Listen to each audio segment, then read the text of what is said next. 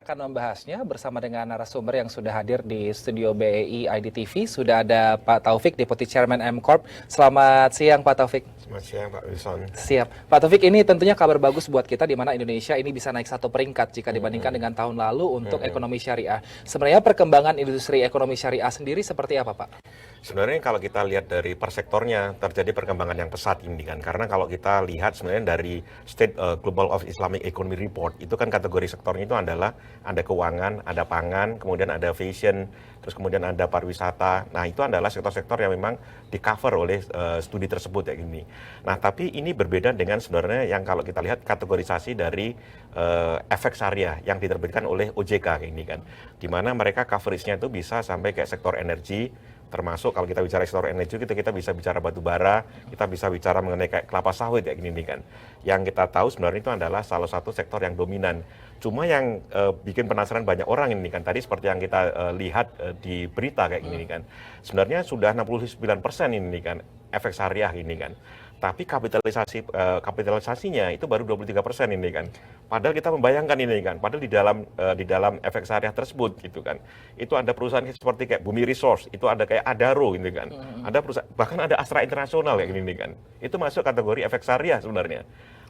Nah, tapi ternyata kapitalisasinya masih kecil. Karena apa? Karena kita tahu sekarang yang dominan untuk jadi penyumbang untuk kapitalisasi pasar di Bursa Efek Indonesia itu adalah bank-bank konvensional seperti kayak BCA, BRI atau Mandiri ya. Kalau ditambah dengan BNI itu mungkin sekitar hampir 2000-an ya gini kan. Jadi meskipun ada 620 efek syariah ini, tapi kalau market cap-nya kebanyakan di bawah 10 triliun ini kan. Jadi 600 kalau kali 22 triliun ya paling baru 1.200 itu masih kecil ya ini kan. Ini adalah salah satu tantangan ini kan. Bagaimana akhirnya membuat efek syariah itu jadi efek yang menarik sehingga nantinya mungkin market cap-nya jadi besar kayak ini kan. Nah, kalau untuk tadi Pak, untuk membuat sisi menarik mungkin dari sisi marketing menggunakan konsep PIPM sendiri, seberapa kreatif pelaku usaha industri syariah dalam negeri ini untuk mengembangkan produk dan juga jasa syariah sehingga tadi menarik minat pasar? Oke. Nah, sebenarnya kalau dari kriteria yang digunakan oleh State of Global Islamic Economy Indicator untuk report itu adalah salah satunya ada inovasi. Mereka memang ada financial, ada governance, ada sosial dan ada innovation ini kan. Nah, innovation itu sebenarnya mirip dengan creativity dan innovation ini kan. Ini yang sekarang harus kita dorong ini kan, karena kebanyakan perusahaan di bursa, termasuk yang sekarang masuk efek syariah, seringkali tidak berusaha untuk menunjukkan inovasi apa yang dilakukan ini kan. Padahal inovasi itu yang sebenarnya menjadi daya tarik, yang nantinya akan jadi kayak growth story-nya ini kan. Kalau kita lihat mengenai kayak perusahaan seperti kayak batu bara atau kelapa sawit, sebenarnya apa sih inovasinya? Terbatas ini kan. Tapi kalau kita lihat seperti kayak Bank Syariah Indonesia, salah satu efek syariah yang asetnya di atas 100T ini kan. Ini kan mereka punya banyak inovasi karena melakukan misalnya transformasi digital ini kan. Nah, itu adalah salah satu yang dilakukan ini kan. Dan sebenarnya di luar selain Bank Syariah Indonesia, ada bank lain ini kan, ada kayak Bank Aladin Syariah, bank yang memang berbasis aplikasi dan hanya kalau mungkin orang mau cari hanya ada di Alfamart misalnya ini kan. Terus ada BTPN Syariah yang sebenarnya adalah bagian dari BTPN yang punya Genius yang ini kan. Ini adalah beberapa bank yang sebenarnya sudah melakukan inovasi berbasis digital. Oke, nah tapi selain perbankan sendiri, kira-kira yang memanfaatkan teknologi juga untuk perkembangan ekonomi syariah di Indonesia, kira-kira apa Pak Taufik? Sebenarnya salah satu yang sebenarnya nanti bisa kita lihat itu adalah sektor fashion dan sektor pangan ini kan. Karena mereka ini adalah kita dorong melakukan yang namanya campaign dengan menggunakan media sosial kayak gini kan. Karena apa? Karena Indonesia ini adalah negara pengguna sosial media salah satu yang terbesar di dunia kayak gini kan. Kalau mereka nanti aktif dan aktifnya itu bukan hanya bersosial media dalam bahasa Indonesia, tapi harus berbahasa Inggris, itu nanti akan berubah keadaan ini kan. Salah satu PR yang sekarang terjadi di Indonesia, banyak influencer yang memang punya follower yang besar, ada yang mungkin sampai ratusan juta ini kan. Tapi semuanya dalam bahasa Indonesia ini kan. Ini beda dengan yang katakanlah terjadi dengan, saya ambil contoh yang ekstrim ya, di Nigeria ini kan. Negaranya mungkin jauh lebih kecil dari Indonesia, tapi sosial media influencernya berusaha untuk dalam bahasa Inggris ini kan. Itu yang akhirnya waktu ada fenomena mengenai kayak Barbie, dia bisa bikin Barbie berhijab dalam bahasa Inggris ini kan. Dan itu viral ke seluruh dunia. Sementara di Indonesia banyak juga yang pengen mengikuti ini kan BRB berhijab, tapi kalau dalam bahasa Indonesia ya coveragenya secara global terbatas kayak ini kan. Ini yang sekarang memang jadi PR kayak ini kan. Jadi itu adalah inovasi yang bisa dilakukan. Nah, kita bisa melihat ada grup band metal pemainnya berhijab, namanya Voice of Baceprot ini kan. Betul. Dia bisa komunikatif dalam bahasa Inggris ini kan. Pentas di Eropa, di Amerika dengan audiens yang seperti itu, tapi dia bisa bercerita. Kenapa saya berhijab? Hijab itu apa? Dan itu cerita ini kan. Dan orang-orang akhirnya bisa mengapresiasi ini kan. Ini yang harusnya bisa dilihat, atau yang dulu waktu kita lihat fenomena Putri Aryani yang ini kan masuk di acara salah satu America's Got Talent. America's Got Talent, wah ininya langsung ini Animonya, dan dia bisa ngomong bahasa Inggris yang enak kayak gini kan. Nah ini yang kadang-kadang kita perlukan di Indonesia ini kan. Jadi jangan hanya nanti bersosial media dalam bahasa Indonesia atau mungkin bahasa daerah ini kan. Memang viral untuk di Indonesia, tapi di luar negeri jarang kayak gini kan. Baik. Nah, mungkin tadi selain pelaku industri kreatif yang juga harus berkembang tadi menggunakan bahasa Inggris supaya lebih mengglobal, ada juga semakin banyak pelaku UMKM yang juga membuat produk syariah. Nah, kita akan membahasnya Pak Taufik usai jeda. Pemirsa tetap bersama kami di Investor Daily Talk.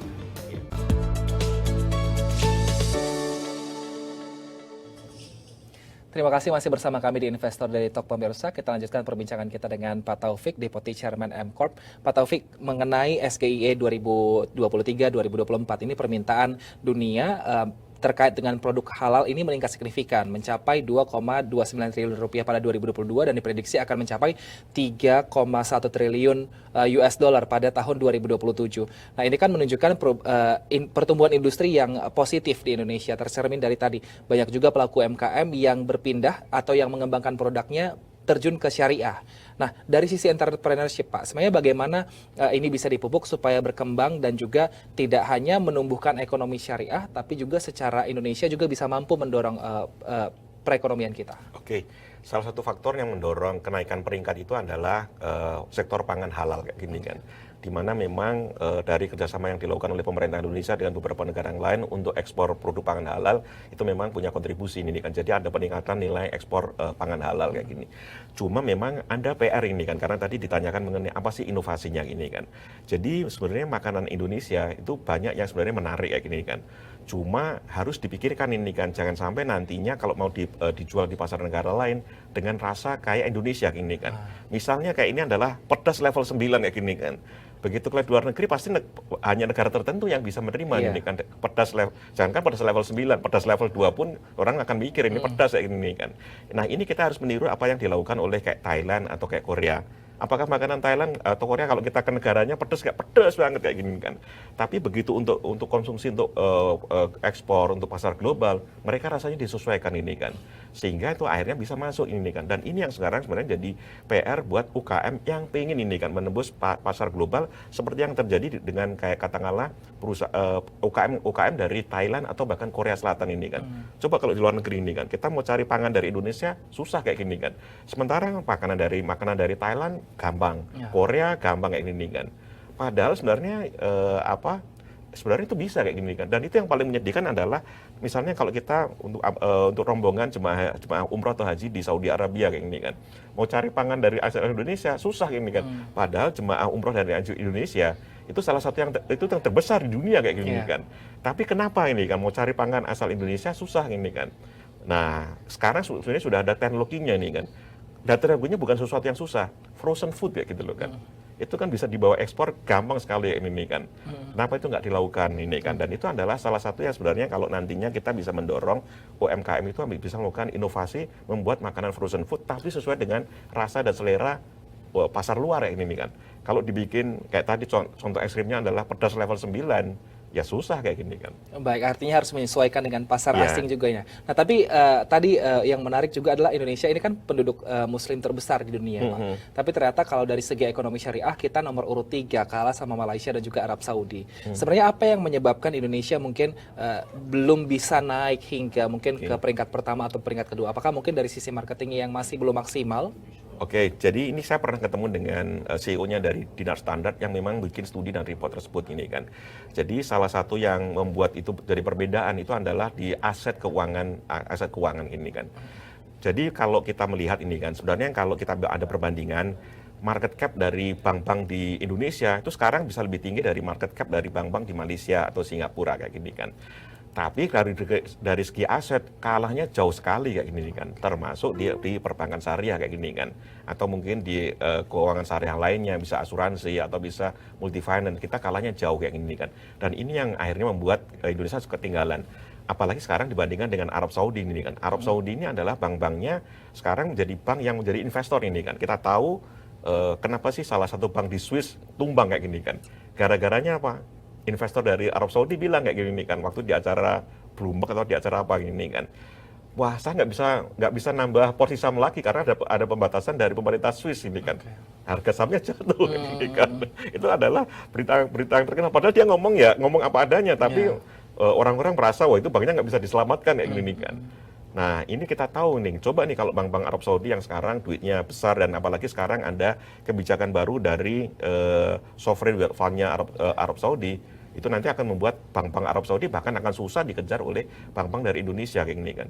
Sebesar-besarnya sovereign wealth fund Indonesia ya nggak ada apa-apanya dibanding sovereign wealth fund-nya Arab Saudi kayak gini kan.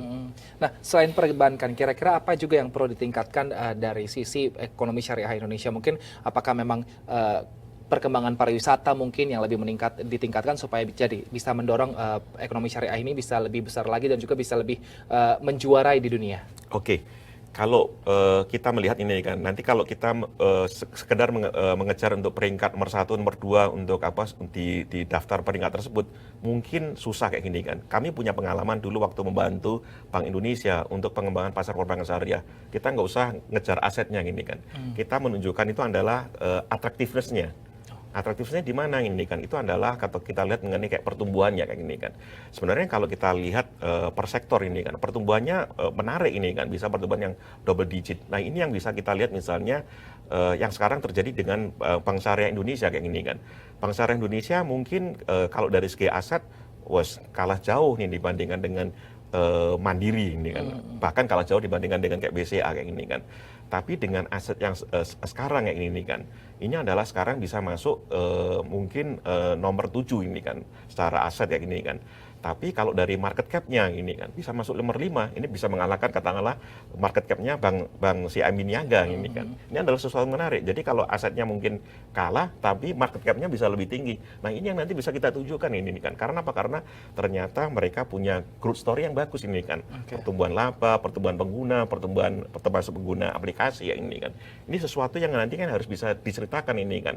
Nah, ini yang sekarang yang jadi tantangan ini adalah ternyata exposure dari growth story-nya itu terbatas ya gitu kan.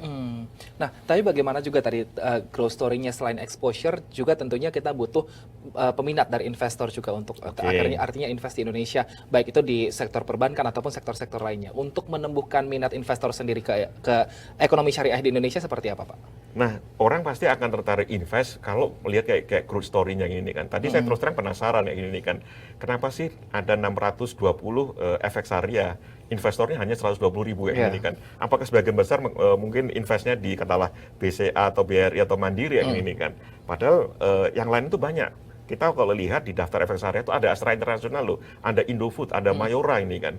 Kan kita kok bisa ini kan. Padahal ada perusahaan-perusahaan yang sebenarnya bisa punya cerita yang menarik kayak Mayora. Dia ekspor ke 127 negara. Nah, itu adalah semuanya makanan halal. Indofood juga kayak seperti itu. Bahkan itu dia produsen misalnya pop mie yang banyak dikonsumsi pas haji kayak gini kan. Ini adalah salah satu growth story. Cuma nggak banyak orang tahu ini kan. Apalagi kalau waktu kita di Arab Saudi, Indomie atau mie, ini produsen karena diproduksi di sana, pasti ditulis produce Arab Saudi, in Saudi Arabia kayak Saudi, gini kan. Padahal aslinya dari Indonesia kayak gini kan. Ini yang kadang-kadang kita perlu banyak cerita kayak seperti itu.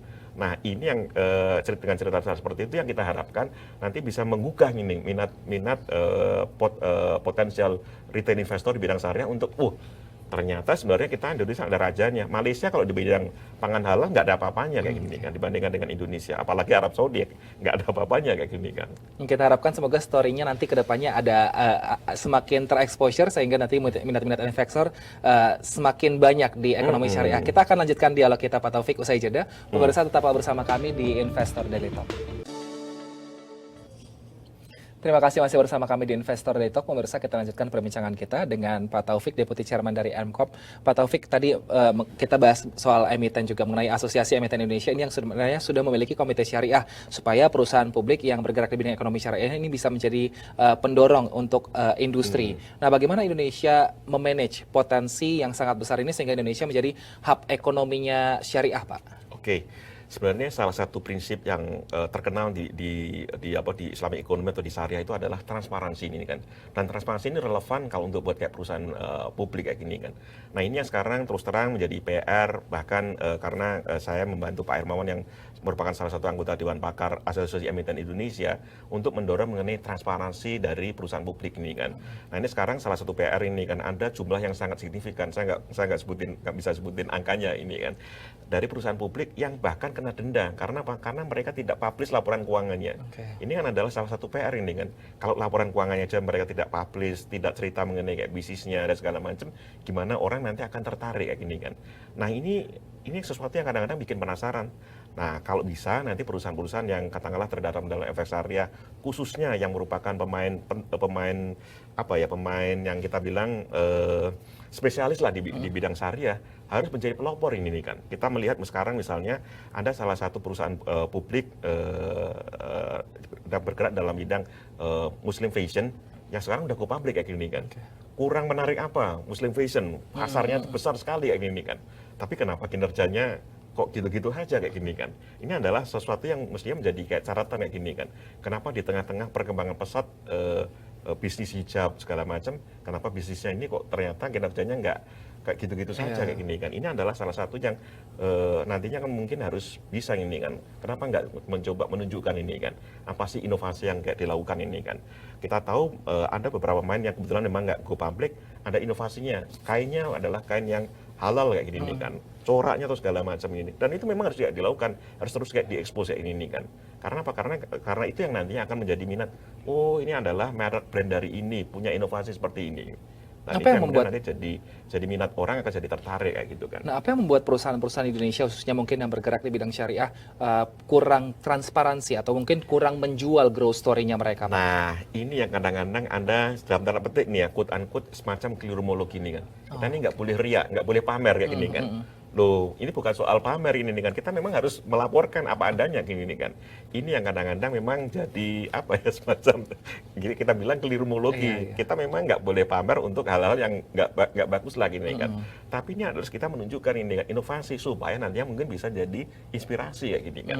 Artinya penting untuk perusahaan-perusahaan tentunya menunjukkan growth story-nya supaya tadi menarik minat investor-investor ini ya, Pak ya. Iya. Nah, tapi sebenarnya untuk membuat hal itu apakah memang sebenarnya perusahaan-perusahaan yang bergerak khususnya di bidang syariah ini mengerti akan hal itu? Tadi mungkin kayak masih ragu karena tadi ada tanggapan ria itu tadi. Iya, nah ini yang kadang-kadang kita sekarang dorong kayak gini kan. Jadi kami di Makplus, karena kami punya namanya Makplus Islamik, kita mendorong ini kan. Nabi Muhammad itu kan waktu mengajarkan pada umatnya itu ada punya prinsip apa nih? Orang harus fatona, orang harus amanah, orang harus hasidih. Dan terakhir itu adalah namanya tabligh. Tabligh itu adalah menyebarkan ya ini kan, mengabarkan, menceritakan ya. Nah, ini yang kadang-kadang sering kali dilupakan ya ini kan. Mereka punya inovasi atau segala macam ya harus disampaikan ya ini kan. Ini yang kadang. Nah, cuma sekarang cara menyampaikannya kira-kira gimana gini kan. Supaya nanti nggak dianggap kayak pamer kayak gini. Nah, sarannya Pak untuk menyampaikannya seperti ini apa? yang kadang-kadang kita bisa misalnya mengajak katakanlah ntar sosial media influencer, mahasiswa atau apa untuk melihat ya ini kan. Ini yang misalnya nanti bisa dibikin dalam bentuk kayak lomba mengenai inovasi, dan katakanlah bagaimana nanti mahasiswa nanti bisa entah bikin skripsi, bikin tesis dan segala macamnya mengenai apa yang dilakukan oleh perusahaan-perusahaan tersebut ini kan. Mereka nanti mungkin kalau bisa bahkan diizinkan untuk bercerita di media sosial kayak gini kan. Ini yang nanti akan secara nggak langsung akan membantu kayak gini kan. Jadi kalau nanti sungkan untuk wah cerita nanti saya dikira pamer kayak gini kan. Wah, dikira nanti sombong dan segala macamnya. Ya sudah, menggunakan mahasiswa atau apa, nanti mungkin bisa di cover jadi skripsi, jadi tesis atau disertasi. Ini yang sekarang sebenarnya sudah terjadi dalam pangan halal. Cuma mereka melihatnya itu adalah secara umum ini kan, tidak melihat per perusahaan kayak gini kan. Kalau dilihat per perusahaan itu akan menjadi menarik. Jadi kalau kita di googling di internet itu banyak skripsi atau tesis mengenai pangan halal, perkembangannya, masih minatnya kayak gini kan. tapi jarang ini kan bicara mengenai inovasi yang dilakukan oleh produsen panganan halal kayak gitu kan. Oke, baiklah, kita harapkan semoga perusahaan-perusahaan terus yang bergerak di bidang syariah ini bisa terus berinovasi, dan juga jangan lupa tadi untuk tidak apa-apa diceritakan growth story-nya dengan cara-cara yang tentunya menurut para pengusaha ini baik, dan tadi tidak ria tadi ya Pak ya. Tadi ada banyak cara yang bisa dilakukan, baik melalui akademik ataupun mungkin melalui influencer yang sekarang sudah banyak beredar. Terima kasih Pak Taufik, Deputi Chairman MKOP, telah bergabung bersama kami Pak. Dan pemirsa, demikianlah perbincangan kami di Investor Day Talk. Saya Wilson Purba mewakili seluruh kerabat kerja yang bertugas mengucapkan terima kasih atas kebersamaan Anda. Jangan lupa saksikan IDTV di First Media Channel 419 HD dan juga Channel 2 SD, IndiHome Channel 117, serta live streaming di investor.id. IDTV, inspirasi investasi.